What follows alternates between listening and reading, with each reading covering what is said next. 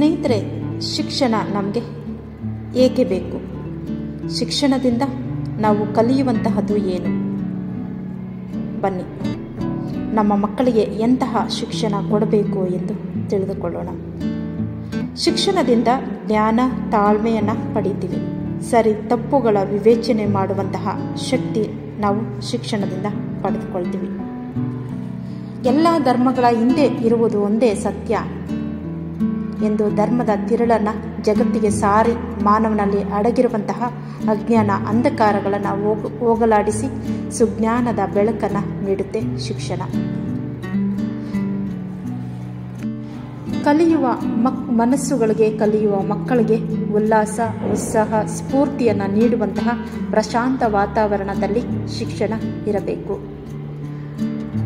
ಶಾಲೆಗೆ ಸೇರುವ ಮಕ್ಕಳಲ್ಲಿ ಅಡಗಿರುವ ಪ್ರತಿಭೆಗಳನ್ನು ಗುರುತಿಸಿ ಪುರಸ್ಕರಿಸುವುದರೊಂದಿಗೆ ಸಮಾಜದ ವಿವಿಧ ಕ್ಷೇತ್ರಗಳಲ್ಲಿ ಪ್ರತಿಭಾವಂತರನ್ನಾಗಿ ಮಾಡುವಲ್ಲಿ ಬಾಲ್ಯದಲ್ಲಿಯೇ ಸರಳ ಸಜ್ಜನಿಕೆ ಜೀವನವನ್ನು ರೂಢಿಸಿಕೊಂಡು ಆ ಸಜ್ಜನಿಕೆ ಜೀವನಕ್ಕೆ ಒತ್ತು ಕೊಟ್ಟು ಪ್ರಾರ್ಥನೆ, ಭಜನೆ, ಧ್ಯಾನ, ಯೋಗಾಭ್ಯಾಸಗಳ ಮೂಲಕ ಏಕಾಗ್ರತೆಯನ್ನು ಹೆಚ್ಚಿಸಿ ಕಲಿಕೆಯಲ್ಲಿ ಅದಮ್ಯ ಉತ್ಸಾಹ ಮೂಡಿಸುವಂತಹ ಸಂಸ್ಥೆ ಅಥವಾ ಶಾಲೆಗಳು ಇಂದು ನಮಗೆ ಬೇಕಾಗಿದೆ. ದೇಶ, ಧರ್ಮ, ಗುರು ಹಿರಿಯರಲ್ಲಿ ಪೂಜ್ಯ ಮತ್ತು ಗೌರವ ಭಾವನೆಯನ್ನು ಮೂಡಿಸಿ ಸುಸಂಸ್ಕೃತ, ತ್ಯಾಗಶೀಲ, ದಕ್ಷ ಮತ್ತು ಪ್ರಾಮಾಣಿಕತೆಯ ಜವಾಬ್ದಾರಿಯುತ ಸತ್ಪ್ರಜೆಯಾಗಿ ನಿರ್ಮಾಣ ಮಾಡುವಂತಹ ಶಿಕ್ಷಣ ಸಂಸ್ಥೆಗಳು ಬೇಕಾಗಿದೆ. ನಮ್ಮ ದೇಶದಲ್ಲಿ ಶಿಕ್ಷಣ ಪದ್ಧತಿ ಆರಂಭವಾಗಿದ್ದು ಗುರುಕುಲಗಳಲ್ಲಿ. ಈ ಪದ್ಧತಿಯಲ್ಲಿ ವಿದ್ಯಾರ್ಥಿ ಮತ್ತು ಶಿಕ್ಷಕ ಒಂದೆಡೆ ನೆಲೆಸಿ ಪಾಠ ಪ್ರವಚನಗಳನ್ನು ಮಾಡುವುದಾಗಿತ್ತು. ಅಲ್ಲದೆ ಈ ಪದ್ಧತಿಗೆ ಸಾಕಷ್ಟು ಮಾನ್ಯತೆ ಕೂಡ ಇತ್ತು, ಈಗಲೂ ಕೂಡ ಇದೆ. ಗುರುಕುಲದಲ್ಲಿ ಶಿಕ್ಷಕರು ಮಕ್ಕಳ ಜೊತೆ ಇರುವ ಕಾರಣ ಪ್ರತಿಯೊಬ್ಬ ವಿದ್ಯಾರ್ಥಿಯನ್ನು ಸೂಕ್ಷ್ಮವಾಗಿ ಗಮನಿಸಿ ಅವರಲ್ಲಿರುವಂತಹ ಒಳ್ಳೆಯ ಗುಣಗಳಿಗೆ ಮತ್ತಷ್ಟು ಪ್ರೋತ್ಸಾಹ ನೀಡಿ ಕೊರತೆಗಳಿಗೆ ಅಗತ್ಯವಾದ ತರಬೇತಿ ನೀಡಿ ಈ ಕ್ರಮದಿಂದ ವಿದ್ಯಾರ್ಥಿಯೊಬ್ಬನ ಸರ್ವಾಂಗೀಣ ಬೆಳವಣಿಗೆಗೆ ಪ್ರೋತ್ಸಾಹವನ್ನು ಕೊಡ್ತಾ ಇದ್ರು. ಪ್ರತಿಯೊಂದು ಗುಂಪಿನಲ್ಲಿ 25 ವಿದ್ಯಾರ್ಥಿಗಳು ಇರುವಂತಹ ಗುರುಕುಲಗಳನ್ನು ನಾವು ಕಾಣ್ತಾ ಇದ್ವಿ. ಸಾಕಷ್ಟು ಕಾಳಜಿ ಕೂಡ ತೆಗೆದುಕೊಳ್ಳಲಾಗುತ್ತಿತ್ತು. ಜೊತೆಗೆ ಈ ಪದ್ಧತಿಯ ವಿಶೇಷತೆ ಏನು ಅಂದರೆ ಸರಳ ಜೀವನ, ಉನ್ನತ ವಿಚಾರಧಾರೆ ಎಂಬುದನ್ನು ಮಕ್ಕಳ ಮನಸ್ಸಿನಲ್ಲಿ ಬಾಲ್ಯದಲ್ಲಿಯೇ ಬೆಳೆಸುವುದಾಗಿತ್ತು. ಪ್ರತಿಯೊಬ್ಬ ಪೋಷಕ ತನ್ನ ಮಕ್ಕಳು ಜ್ಞಾನವಂತರಾಗಲು, ಸುಸಂಸ್ಕೃತರಾಗಲು, ಚಿಂತನಶೀಲರಾಗುವ ಮೂಲಕ ಶಿಸ್ತಿನ ಸಿಪಾಯಿಗಳಾಗಬೇಕು ಅಂತ ಬಯಸ್ತಾರೆ. ಪೋಷಕರ ಆಸೆಗೆ ಅನುಗುಣವಾಗಿ ಶಿಕ್ಷಣ ಸಂಸ್ಥೆಗಳಲ್ಲಿ ಅಥವಾ ಶಾಲೆಗಳಲ್ಲಿ ವಿದ್ಯಾರ್ಥಿಗಳಿಗೆ ಮೌಲ್ಯಾಧಾರಿತ ಶಿಕ್ಷಣ ನೀಡಬೇಕು. ಅದರ ಜೊತೆಗೆ ಪೂರಕವಾಗಿ ಪ್ರಾರ್ಥನೆ, ಭಜನೆ, ಧ್ಯಾನ, ಪ್ರಾಣಾಯಾಮ, ಲಘು ವ್ಯಾಯಾಮ, ಸೂರ್ಯ ನಮಸ್ಕಾರ, ಯೋಗಾಸನಗಳನ್ನು ಕೂಡ ಹೇಳಿಕೊಡಬೇಕು. ಹಾಗೆಯೇ ಯಾವುದೇ ಶಾಲೆಯಲ್ಲೂ ಕೂಡ ತಮ್ಮ ಮಕ್ಕಳು ಸೇರುವಂತಹ ಶಾಲೆಗಳಲ್ಲಿ ರಾಷ್ಟ್ರೀಯ ಹಬ್ಬಗಳ ಆಚರಣೆ, ದೇಶದ ಮಹಾತ್ಮರ, ಸಂತರ ಮತ್ತು ದಾರ್ಶನಿಕರ ಬಗ್ಗೆ ಆಗಾಗ ಪ್ರವಚನಗಳನ್ನು ಏರ್ಪಡಿಸಿ ಅವರ ಜೀವನದ ಸತ್ಯ ದರ್ಶನ ಮಾಡಿಸುವ ಮೂಲಕ ಸದಾ ಅವರು ಕಾರ್ಯಶೀಲರಾಗಿರುವಂತೆ ಮಾರ್ಗದರ್ಶನ ನೀಡಬೇಕು. ಇನ್ನು ಮಕ್ಕಳಿಗೆ ಪಠ್ಯೇತರ ಚಟುವಟಿಕೆಗಳಿಗೂ ಕೂಡ ಇತ್ತೀಚೆಗೆ ಸಾಕಷ್ಟು ಪ್ರೋತ್ಸಾಹವನ್ನು, ಬೆಂಬಲವನ್ನು ಕೂಡ ಕೊಡ್ತಾ ಇದ್ದಾರೆ.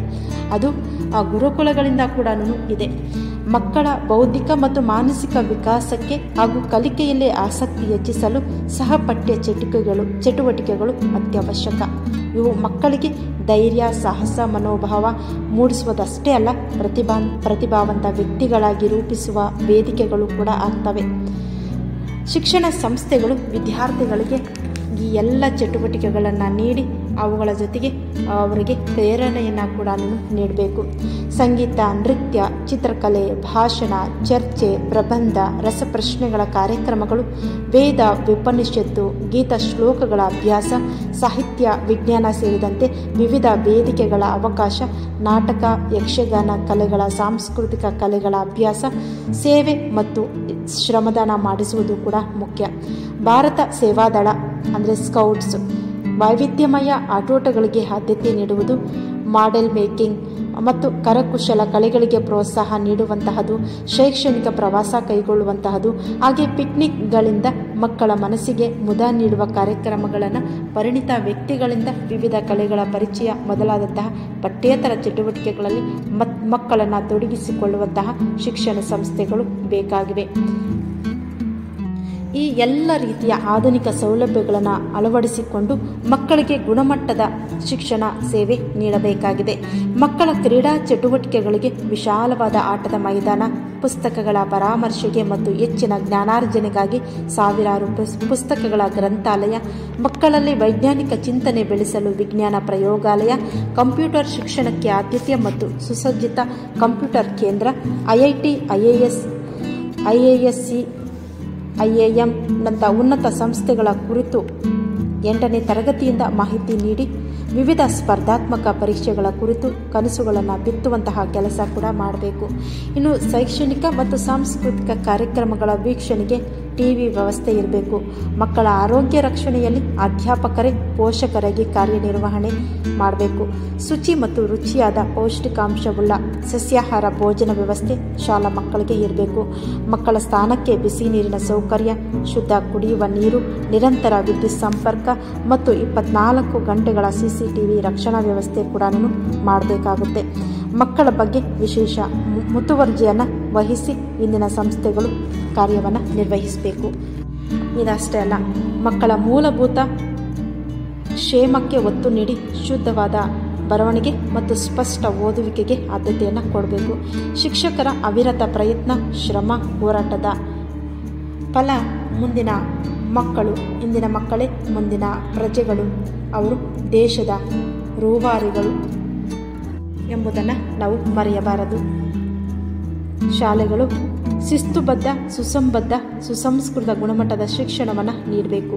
ಹಾಗೆಯೇ ಯೋಗ, ಧ್ಯಾನ, ನೃತ್ಯ, ಭಜನೆ, ಆತ್ಮಜಾಗೃತಿಗಳನ್ನು ನೀಡಬೇಕು. ಸಕಲ ಸೌಲಭ್ಯಗಳುಳ್ಳಂತಹ ವಿಶಾಲವಾದಂತಹ ಶಾಲೆಗಳನ್ನು ನಾವು ಸಾಕಷ್ಟು ನೋಡ್ತಾ ಇದ್ವಿ. ಪ್ರತಿಯೊಂದು ಮಗುವಿಗೂ ಕೂಡ ವಿಶೇಷವಾದಂತಹ ಪ್ರತಿಭೆ ಇದ್ದೇ ಇರುತ್ತೆ. ಆ ಪ್ರತಿಭೆಗೆ ಪೂರಕ ಅವಕಾಶ ಮತ್ತು ಅಗತ್ಯ ತರಬೇತಿ ಕೂಡ ನೀಡಬೇಕು.